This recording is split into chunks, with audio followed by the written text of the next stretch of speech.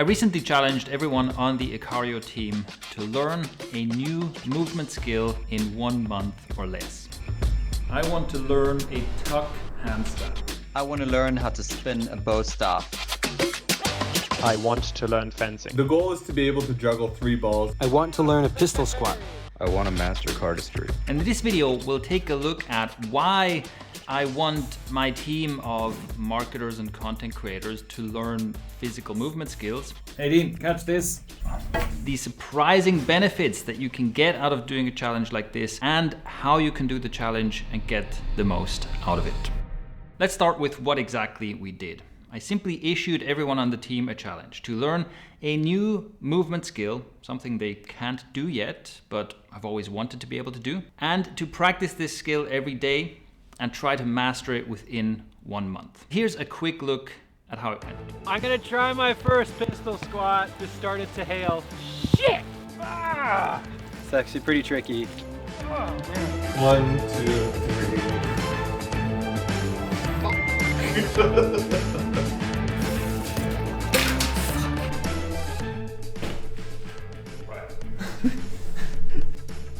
You can see that I'm trying to do something, like instant failure.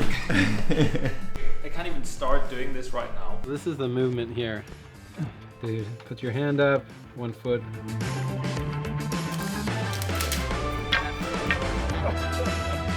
It just collapses like right at the end. Just J3. Hip out. I mean, that's getting closer.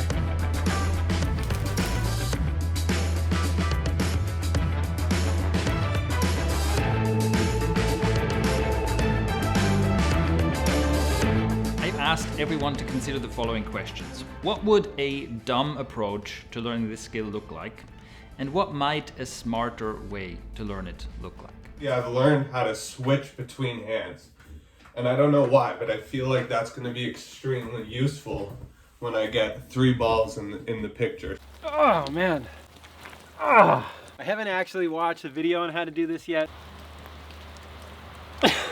For learning these skills, we generally found that YouTube tends to be a good resource where you can find explanations and demonstrations, and watching someone else do this, watching someone deconstruct it, and following those instructions are very helpful. I found a video of this girl. I'm going to swallow my pride and stop just trying to learn it on my own and maybe get a little advice here. I try to teach you how to juggle 3 balls.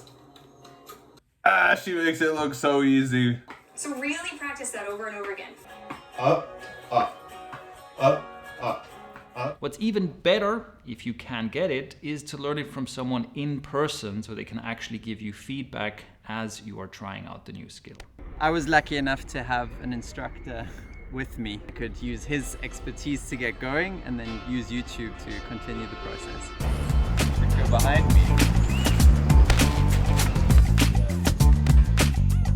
Now let's talk about why to do a challenge like this to begin with. There are some obvious benefits to learning a new physical movement skill. The first is that most of these movement skills, well, they're physical activities that have like an exercise component to them, or they're like exercise. And we all know that exercise is great, it's very healthy, it has all kinds of positive effects. And it is also something that is not only good physically, but good for your cognitive abilities, for your ability to focus and so on. You can check out our Spark Challenge video for more on that. Plus, it's just cool to learn a new skill, and it makes you feel good when you've mastered a new skill, when you can do something that you always thought, oh, I want to be able to do this, and now you can. It just feels good. So even just that is reason alone to do this. But that's not where it ends. There are some deeper reasons why I'm interested in this and why I want my team to do this. Because think about it. Why would I want the people who work for me to develop physical skills, even though the work they do for me is not physical at all? Most of it, happens sitting in front of a screen. But even from a very practical standpoint, I'm invested in these people. I'm invested in their skills. I want them to get better at what they do, and I want them to be highly productive. And that is a good reason to have them do physical skills, because there are some non-obvious but really important benefits that come with doing a challenge like this. Here are 3 of the major ones. Number 1, movement is the primary skill.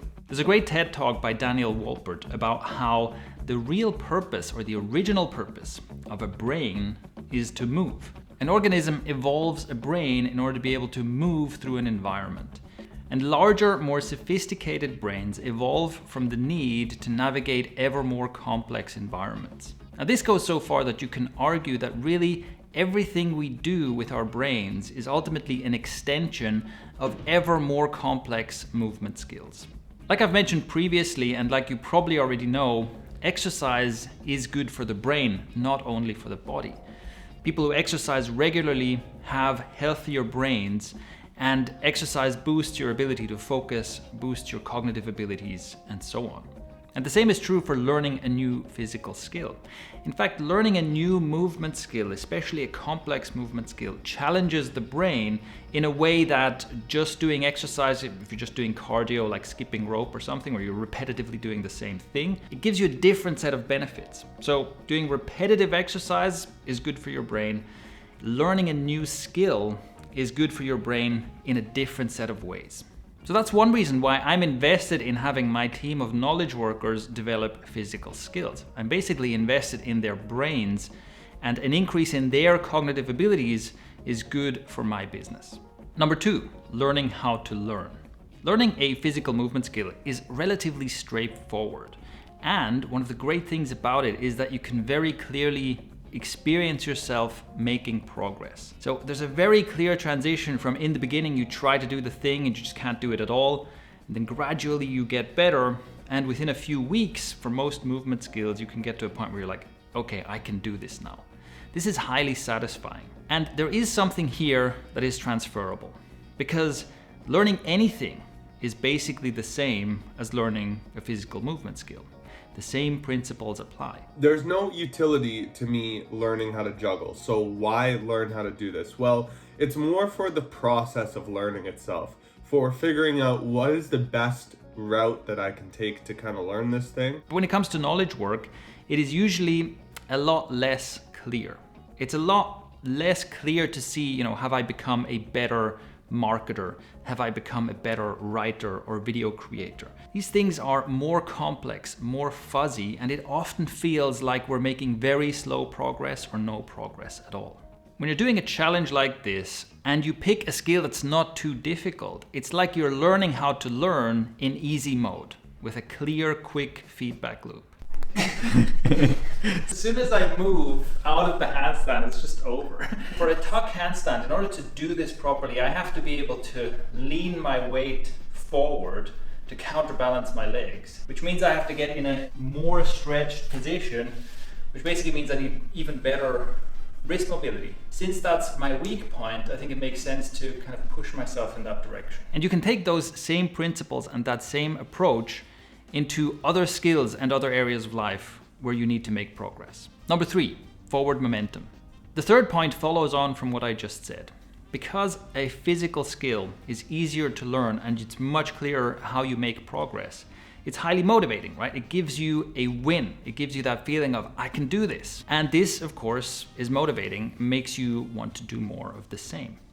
And it builds trust. It builds trust in yourself, that you can get better at things that you learn, and it builds trust in that process. It gives you the sense that I can master difficult things. And again, this is highly valuable because it transfers into other areas of life and other tasks that might be more complex. The more trust you have in your ability to learn things, even if they are difficult, the better you are at playing the long game and developing complicated, difficult, fuzzy skills like marketing or video creation or many other knowledge skills. So that's loads of good reasons to do a movement challenge like this. So if you want to get these benefits as well, here are some steps to follow to get the most out of it. Step 1, pick a skill that you can't do yet and that you want to be able to do. First of all, the something you want to do part is important. You'll be much more motivated and this whole thing will be more fun and it'll be easier to learn if the skill that you're trying to learn is really something that, something you think is cool, something you maybe see other people do and admire, whatever. The more motivated you are intrinsically to actually learn this, the more effective this whole thing will be. So that's part of the first step. Pick a skill that you want to be able to do but can't do yet. Also, let me define what a movement skill is in this context. It has to be something that is a new skill for you, that challenges you in the ways of coordination, mobility, and maybe balance. Meaning that, for example, if you can currently do 5 pull-ups, then the challenge to learn how to do 10 pull-ups, that is not a movement skill challenge. You can already do this movement, you just have to build strength in order to be able to do it more often. Examples of good movement skills for a challenge like this include things like balancing things like headstand or handstand, things like juggling, any number of martial arts or dance related skills or moves, things like Olympic lifting, or any kind of sport that you haven't done yet. And also pick a challenge that is not too far out of reach. So for example, if you can't even do a headstand, then the challenge of learning how to do a single arm handstand could be very frustrating because it's really, really far away. It's better to do a challenge of learning a headstand first, then do a normal handstand, then maybe some handstand variations and so on, and slowly build up to these more advanced skills. Step 2, think about the questions. What would be a dumb way to learn this skill? And what might a smarter way to learn this skill look like? And you can write down your answers to those questions. Why is this step included? This is kind of a simple little hack to get your brain engaged in this learning how to learn process that I mentioned earlier. Really, once you've asked these questions and answered them for yourself, you basically can't go back. And we're doing this in order to make sure that we don't get stuck. So as an example, if we take handstand as a skill, you could try to learn a handstand by just putting your hands on the ground and trying to kick up again and again and again, and you just might never get there. But once you consider, hold on, maybe that's kind of a dumb way to do it.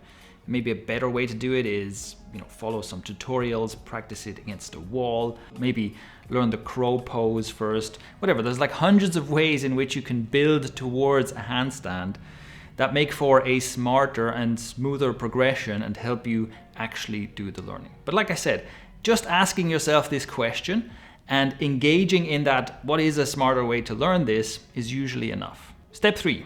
Practice this new skill every day in relatively short periods and in a relaxed way. For learning a new skill like this, I don't recommend a push as hard as possible kind of approach. And I also don't recommend that you make it your goal to learn this skill as fast as possible and you try to practice for like hours a day or something. That is, first of all, more likely to be frustrating and relatively ineffective, and also it's more likely to get you injured. A much better approach is to do this for anything from 15 to 30 minutes per day, so in relatively short sessions, and to do it in a way where you're not straining against the very limits of your capabilities, but you're kind of learning it in a relaxed way so that you're always engaged and in control. Remember that learning basically happens in between practice sessions, so you want to give yourself time to engage in this new skill, push your limits a little bit, and then rest, and you'll make progress in between until you reach the next session. And here's a bonus tip. Record yourself doing this. Ideally, record yourself doing a before session, or like your first attempt at doing this, because it will just be very satisfying for you to be able to look back and see just how far you've come. But also, recording yourself and reviewing the recordings can be a really strong boost to your learning. And you can see a separate video we made on that topic, and we'll link to that in the description as well. So now you know the many reasons why doing a movement skill challenge like this is highly beneficial. And if you're interested in self-development, this is something you should try out. So I encourage you to follow the steps we laid out here and start a movement skill challenge of your own. Plus, if you want to do this with a group of other people, join the Ikario community. You can do this for free, and we'll be doing a group movement skill challenge right there. Check the link in the description for more information on that. 1, 2, 3, 4. 1, 2, 3. Oh! 3, 4. 1, 2, 3. Oh! 1, 2, 3, 4. I'm a juggler.